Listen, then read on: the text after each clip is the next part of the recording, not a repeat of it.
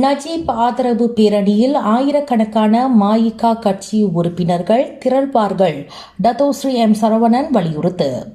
மலேசியாவின் முன்னாள் பிரதமர் நஜீப் ரசாக்கிற்கு ஆதரவாக ஜனவரி 6ஆம் தேதியன்று பேரணி நடைபெற இருக்கிறது.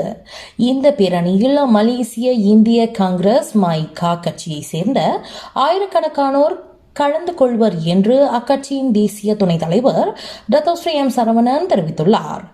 இப்பேரணி கட்சிக்கும் இன அடிப்படையிலான அரசியலுக்கும் அப்பாற்பட்டது என்று தாப்பா நாடாளுமன்ற உறுப்பினரான திரு சரவணன் கூறினார்.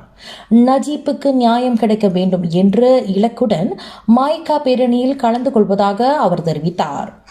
அரசியல் ஆதாயத்துக்காக பேரணியில் கலந்து கொள்ளவில்லை.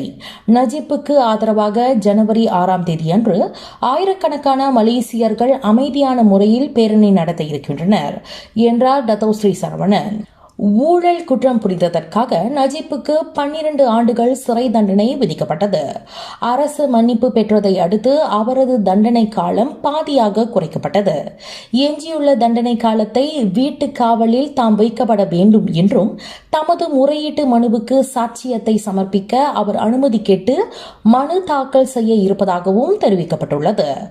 இது தொடர்பாகவே பேரணியில் கவனம் செலுத்தப்பட வேண்டும் என்று பாஸ் கட்சியின் தலைமை செயலாளர் திகியுதீன் ஹசன் தமது கட்சியினருக்கு உத்தரவிட்டுள்ளார்.